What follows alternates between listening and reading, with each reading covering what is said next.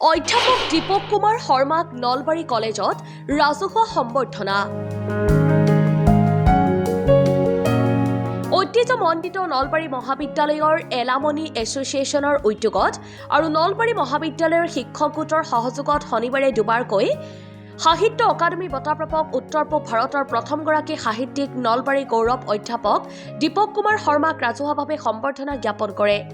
এই উপলক্ষে নলবাৰী কলেজ এলামনি এছ'চিয়েশ্যনৰ সভাপতি ভৱেন্দ্ৰনাথ ভট্টাচাৰ্যৰ সভাপতিত্বত আৰু সম্পাদক ডক্টৰ দীপক গোস্বামীৰ সহযোগত কলেজৰ প্ৰভাত চন্দ্ৰ গোস্বামী প্ৰেক্ষাগৃহত সম্বৰ্ধনা সভাখন অনুষ্ঠিত হয়। নাট্যকাৰ ধ্ৰুৱজ্যোতি শৰ্মাই আঁত ধৰা আৰু অধ্যাপক অনন্ত ৰাজবংশীয়ে সহযোগ কৰা সভাখনৰ আৰম্ভণিতে কলেজৰ অধ্যক্ষ ডক্টৰ কমল নয়ন পাটোৱাৰীয়ে আদৰণি ভাষণ দিয়ে। মহাবিদ্যালয়খনৰ ছাত্ৰ-ছাত্ৰী, প্ৰাক্তন ছাত্ৰ-ছাত্ৰী, অধ্যাপক, অধ্যাপিকা আৰু শুভাকাংক্ষীসকলৰ উপস্থিতিত এই সভাত অধ্যাপক দীপক কুমাৰ শৰ্মাক নলবাৰী কলেজ শিক্ষক গোট, ছাত্ৰ একতা সভা, ছাত্ৰ সন্থা, জাতীয়তাবাদী যুৱ ছাত্ৰ পৰিষদকে ধৰি জিলাখনৰ প্ৰায় ২১ দল সংগঠন, অনুষ্ঠান প্ৰতিষ্ঠানে ফুলাম গামোচা, জাপি, শৰাই, গ্ৰন্থ আৰু অভিনন্দন পত্ৰ আদিৰে সম্বৰ্ধনা জনায়। শেষত অধ্যাপক দীপক কুমাৰ শৰ্মাই মনৰ ভাৱ ব্যক্ত কৰে। ইয়াত উপস্থিত হৈছে আপোনালোকৰ এই যে ধৈৰ্য সহকাৰে আগ্ৰহ সহকাৰে যে ইয়ালৈ আহিছে তাৰ প্ৰতি মই কৃতজ্ঞতা জনাইছোঁ আৰু নলবাৰী কলেজ কৰ্তৃপক্ষ তথা ইয়াৰ শিক্ষক সংস্থা আৰু প্ৰাক্তন বিদ্যাৰ্থী সন্মিলন এলামনাই এছ'চিয়েশ্যন বুলি যাক কওঁ আৰু সদস্যসকলক মই ধন্যবাদ জনাইছোঁ। সম্বৰ্ধনা অনুষ্ঠানটোত বৰভাগ মহাবিদ্যালয়ৰ সহযোগী অধ্যাপক ডক্টৰ সুশান্ত কুমাৰ কাশ্যপ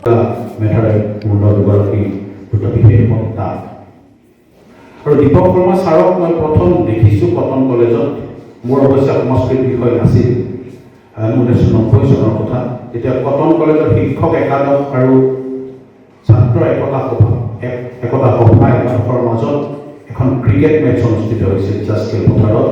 আৰু ছাৰে তেতিয়া বলিং কৰিছিল, ছাৰ একদম ডেকা ল'ৰা। তেতিয়া চলি গৈছিল বা ইমান ধুনীয়া কি ডিপাৰ্টমেণ্টৰ বহুতে কৈছিল যে সংস্কৃতৰ শিক্ষকেও ক্ৰিকেট খেলে, সংস্কৃত মানে যে ধুতি পিন্ধা, পাঞ্জাবী পিন্ধা এজন শিক্ষাগুৰু, আমাৰ মনত তেনেকুৱা ভাৱ এটা আছিল। আৰু কুমাৰ ভাস্কৰ বৰ্মা সংস্কৃত আৰু পুৰাতন অধ্যয়ন বিশ্ববিদ্যালয়ৰ প্ৰাক্তন পঞ্জীয়ক ডক্টৰ হেমেন্দ্ৰ কুমাৰ শৰ্মাই সাহিত্য অকাডেমী বঁটাপ্ৰাপক অধ্যাপক ডক্টৰ দীপক কুমাৰ শৰ্মাৰ বিষয়ে ভাষণ আগবঢ়ায়। আজি নলবাৰী কলেজৰ বাবে এটি বিশেষ দিন।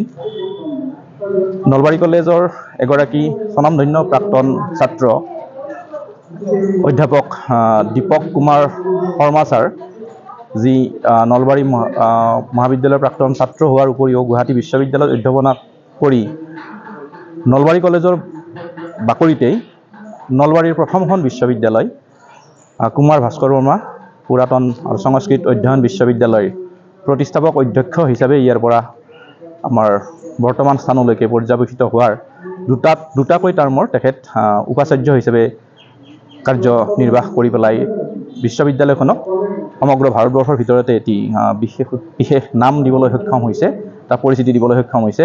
তেনেকুৱা এগৰাকী স্বনামধন্য আমাৰ পুৰাতন শিক্ষাৰ্থী শৰ্মাদেৱৰ এই বিগত বৰ্ষত ভাস্কৰ চৰিতম নামৰ যি গ্ৰন্থখনৰ বাবে তেখেতে সাহিত্য অকাডেমী বঁটা লাভ কৰিবলৈ সক্ষম হৈছে।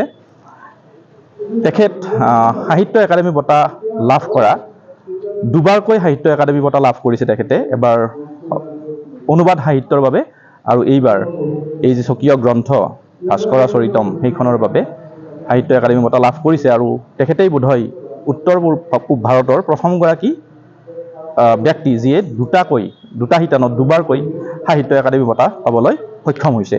আৰু এইবাবে আমি নলবাৰীৰ প্ৰাক্তন ছাত্ৰ হিচাপে সমগ্ৰ নলবাৰীবাসী ৰাইজ যথেষ্ট আপ্লুত, গৌৰৱান্বিত। আৰু তাৰ বাবে আমি আমাৰ নলবাৰী মহাবিদ্যালয়ৰ প্ৰাক্তন ছাত্ৰ ছাত্ৰীৰ যি সমাৰোহ, এই সমাৰোহৰ জৰিয়তে তেখেতক এটা ৰাজহুৱা সম্বৰ্ধনা জনোৱাৰ উদ্দেশ্যে আজিৰ এই সভাখন আমি অনুষ্ঠিত কৰিছিলোঁ। এই সভাখনত প্ৰাক্তন ছাত্ৰ ছাত্ৰী সন্মিলনীৰ উপৰিও নলবাৰী কলেজ শিক্ষক গোটে সহযোগিতা আগবঢ়াইছে।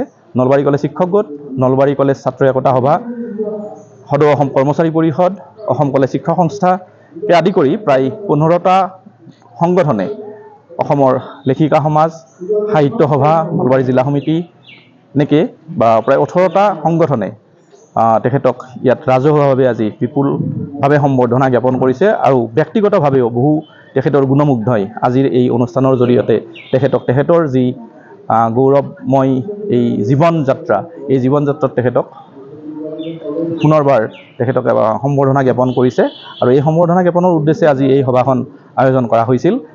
তাত নলবাৰীবাসী ৰাইজৰ যি উৎসাহ যি উদ্দীপনা সেই উদ্দীপনা দেখি আমি নথৈ আনন্দিত হৈছোঁ আৰু আমি আশা ৰাখিছোঁ শৰ্মা ছাৰে তেখেতৰ যি এই জীৱন কৰ্মময় জীৱন অৱসৰী জীৱনৰ লগতে তেখেতৰ যি সাহিত্যৰ লগত জড়িত তেখেতৰ যি দিশ এই দিশ পুনৰ আকৌ উন্মেষিত কৰক। তেখেতে তৃতীয়বাৰলৈ হয়তো আমাৰ আশা থাকিব তৃতীয়বাৰলৈকে একাডেমি বঁটা লাভ কৰক। অসমীয়া সাহিত্যৰ জগতখন বিশেষকৈ সংস্কৃত সাহিত্যৰ জগতখন অসমৰ লগতে ভাৰতবৰ্ষত তেখেতে এক নতুন মাত্ৰা প্ৰদান কৰক এইখিনি আমি কামনা কৰিছোঁ আৰু আটাইৰে হৈ নলবাৰী কলেজ এলুমিনি এছ'চিয়েশ্যনৰ জৰিয়তে তেখেতলৈ পুনৰবাৰ শুভেচ্ছা আৰু কৃতজ্ঞতা জ্ঞাপন কৰিছোঁ। Bureau' report Assam time.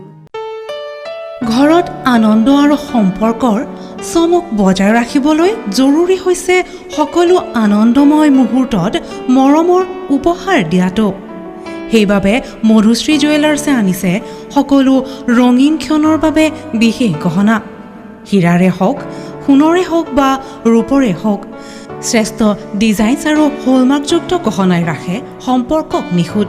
তেনেহ'লে আজিয়ে আনক আনন্দ মধুশ্ৰী জুৱেলাৰ্ছৰ সৈতে যোগাযোগ কৰক 7002800341 নাইবা ভিজিট কৰক LNB ৰোড নলবাৰী অসম।